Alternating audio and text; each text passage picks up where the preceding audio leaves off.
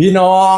ยูริโตเกียวมิวสิกปังอีกแล้วได้ร่วมงานกับไผ่พงศธรผู้ใหญ่บ้านฟิเลนกับมาโพดน้องยูริเข้าพบพี่ไผ่โปรเจกต์ใหญ่พนาวานานะโอ้ยได้ร่วมงานกับพี่ไผ่พงศธรไว้ซูเปอร์สตาร์ได้บาง10 กว่าปีขึ้นหลังผู้ใดสิดังสำเล่าเนาะเบาพื้นเพลงลูกทุ่งอีสานนี่นะบังเอิญมีหัวใจท้อเพราะรอเธอมีเธอจึงมีฝันคนบ้านเดียวกันนี่กับเพลงเล่าดี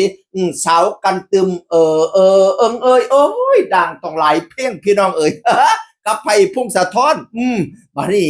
เรามาเป็นCEOมาขายกาแฟเนี่ยน้องยูริไปร่วมงานกับเราไล่สดทั้งต่อขายกาแฟไผ่ขายครีมกันแดดกับบันนั้นขายโลชั่นกับบันนั้นบรรดาแม่ๆเขามาอุดหนุนว่าสันอุ่นหนาฟ้าคังทุ่มเต็มที่เปเต็มที่ลูกชายยูริมาขายเนาะผู้ใดสิบ่ซื้อเนาะ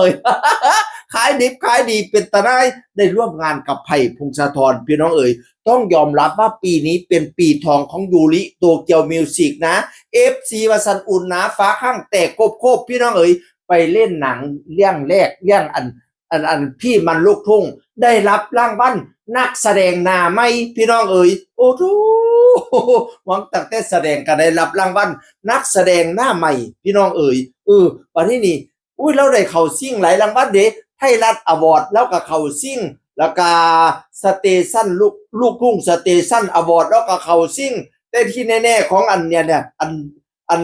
ดาราหน้าใหม่เนี่ยของเบสอาร์ติสต์อวอร์ดเนี่ยเบสอาร์ติสต์อวอร์ดเราชนะเลิศดาราหน้าใหม่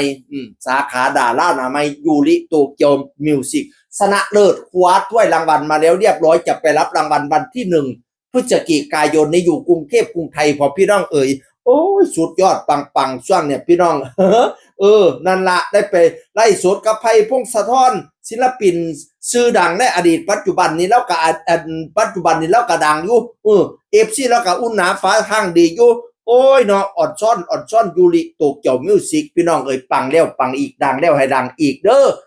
งานไก่ไหลมาเท่มาปะน้ำแกงไปแสดงทั้งไรFCให้แตกจนล้นอ้างสนามไล่สดขายอหย่างก็ขายดิบขายดีให้เขาได้จ้างไปเป็นพรีเซนเตอร์หลายๆให้ได้เป็น CEO เจ้าของบริษัทขายเองพุ่นละแม่ ให้ได้ผลิตสินค้ามาขายเองพุ่นละแม่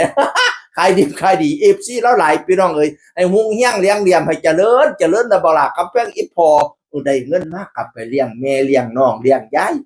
แม่น่ะเป็นแม่เลี้ยงเดียวเด้น่ะได้เงินมากกับป้อมให้แม่ก็ดูแลครอบครัวก็ยังว่าอายุ17 ปีได้ดิบได้ดีปานนี้เสียวดีซ้ำไรเนาะโอ้ยอ่อนซ้อนผู้ใดเป็นแม่น่ะนะอ่อนซ้อนลูกเจ้าน่ะผู้ดีให้อีแม่เอ้ยลูกเจ้าน่ะจะแม่นคุ้นให้ทั้งยายเลี้ยงมานำกันก็ให้ครอบครัวร่วมเจ้ามีความสุขสนุกสนานลื่นเรื่องบันเทิงศิลป์สุผู้สุคนเด้อสนุกนับเงินนับค่ำเด้อบัดเนี่ยบลาคำเพียงอีพอก็เอ่ยเสียงอื่นคนเก่าเว้าสู่ฟังสวัสดีครับสวัสดีครับ